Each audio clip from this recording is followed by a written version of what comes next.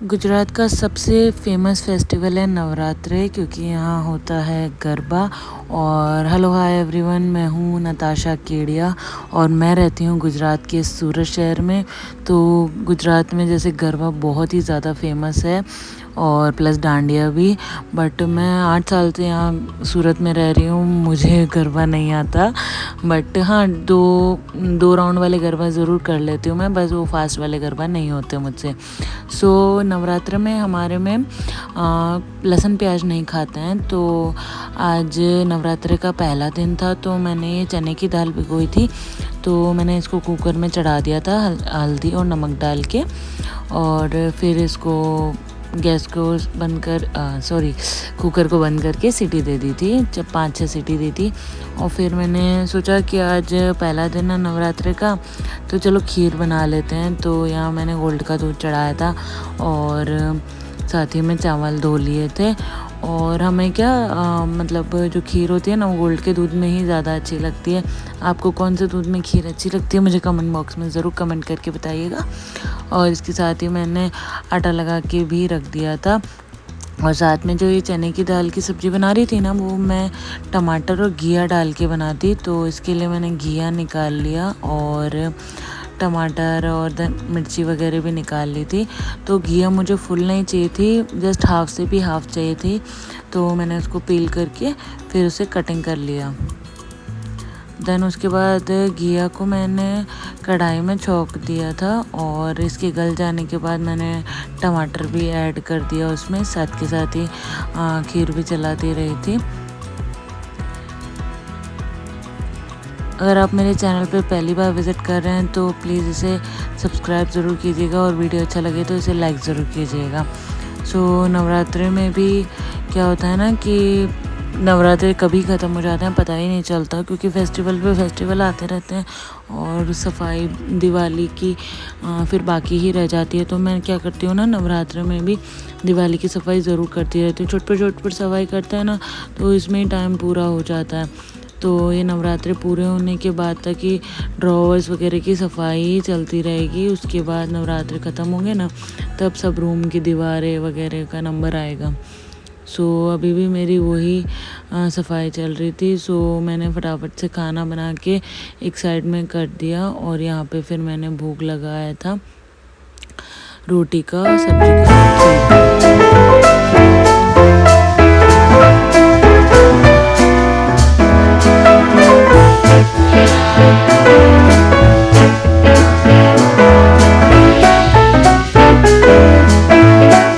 उसके बाद क्या हुआ था ना, मैंने अपने घर के छुटपुट काम निपटा लिए, जैसे कि कपड़े समेटना वगैरह और उनको जमाना, कबर्ड में जमाना, क्योंकि ये सब काम करने में काफ़ी टाइम जाता है।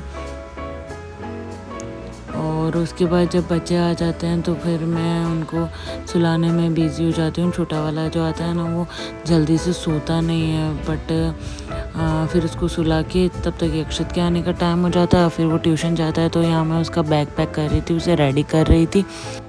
और क्या होता है ना कि बच्चे जब आते हैं तो वापस से सारा मैस कर देते हैं, चादर वगैरह। तो यहाँ अक्षत के जाने की तैयारी कर रही थी, तो साथ के साथ मैंने सोचा कि एक बार चादर भी वापस से सही कर देते हैं, क्योंकि बहुत मैसी हो जाता है बार बार।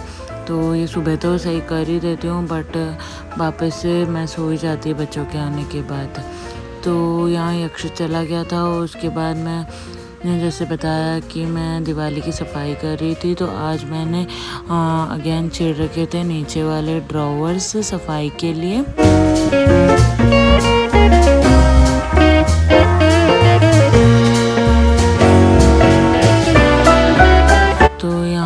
दोनों ड्रॉरों में से सारा ही सामान निकाल के एक साइड में कर दिया। और सारा सामान निकाल लेते हैं ना, तो थोड़ा इजी हो जाता है क्लीनिंग करना। तो यहाँ सब कुछ सामान निकाल लिया और उसके बाद ही मैंने उसका कवर भी निकाल लिया और इसे अच्छे से क्लीन कर दिया था, क्योंकि ये रोज़ तो साफ़ होते नहीं हैं। देन इसी के बाद दूसरा ड्रॉवर भी मैंने निकाला और इसको भी क्लीन करके इसका भी सारा सामान निकाला और देखा कि क्या क्या पड़ा है इसके अंदर। देन जब तक ये सूख रहे थे ना, तो मैंने फटाफट से सारा सामान चेक कर लिया था कि किस में क्या क्या है। और इनके सूख जाने के बाद मैंने इसमें कवर बिछा दिया था।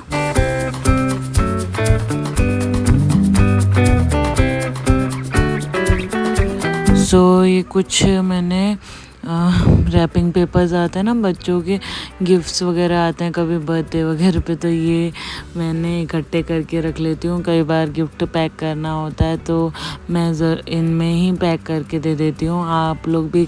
आप लोग में से कौन कौन ये सब करता है मुझे कमेंट बॉक्स में ज़रूर कमेंट करके बताइएगा। इससे थोड़ा सा ना क्या ईजी रह जाता है। कभी कभी हमारे पास गिफ्ट रैप पेपर नहीं होता तो हम फटाफट से इसी में रैप करके किसी को गिफ्ट करना हो तो गिफ्ट कर सकते हैं। तो मैं काफ़ी सारे सेव करके ही रखती हूँ। जब गिफ्ट आता है ना तो मैं ही खोलती हूँ गिफ्ट, ताकि है ना, नहीं तो बच्चे खोलते हैं ना तो क्या होता है ना, वो लोग फाड़ देते हैं इस रैपिंग पेपर को। उसके बाद ये पूरा क्लीनिंग का काम होने के बाद हम लोग निकल गए रात में नवरात्रि के सेलिब्रेशन के लिए। तो हमारी सोसाइटी में इतना अच्छा डेकोरेशन करते हैं ना हर बारी कि मतलब फ़ोटोज़ वगैरह खींचने में बहुत मज़ा आता है, वीडियोस बनाने में बहुत मज़ा आता है। इतना खूबसूरत डेकोरेशन करते हैं, हर साल बेहतर से बेहतर डेकोरेशन होता है हर साल ही। यहाँ मैंने कुछ वीडियो बनाए थे और बच्चों के साथ कुछ पिक्स क्लिक की थी और बहुत ही सुंदर डेकोरेशन किया था हमारे सोसाइटी में। यहाँ मैंने ना अक्षित के हाथ में कैमरा पकड़ाया था, बट बच्चे तो बच्चे ही होते हैं, उनके हाथ में कैमरा पकड़ाते हैं तो ठीक है, नॉर्मली वीडियो बना पाते हैं वो। और यहाँ अक्षित भी थोड़ा सा गरबा करा था और मैंने भी गरबा किया था, बट मैं किसके हाथ में कैमरा पकड़ाती कोई था नहीं एक्चुअली, इसलिए नेक्स्ट टाइम ज़रूर अगर गरबा करूँगी तो वीडियो शेयर करूँगी आप लोगों के साथ। अभी तो नवरात्रि के काफ़ी दिन बाकी है, बट हम रोज़ नहीं आने वाले हैं। अगर रोज़ आए तो भी वीडियो शायद रोज़ ना बन पाए, अगर बनेगा तो मैं ज़रूर आप लोगों के साथ शेयर करूँगी। ये नवरात्रि का डेकोरेशन और नवरात्रि की फर्स्ट डे की थाली और मेरा पूरा व्लॉग आपको कैसा लगा नवरात्रि के डे 1 का, मुझे कमेंट बॉक्स में ज़रूर कमेंट करके बताइएगा। और वीडियो अच्छा लगा हो तो प्लीज़ इसे लाइक ज़रूर कीजिएगा और चैनल को प्लीज़ सब्सक्राइब करना ना भूलें। Thank you. जय श्री श्याम, जय माता दी।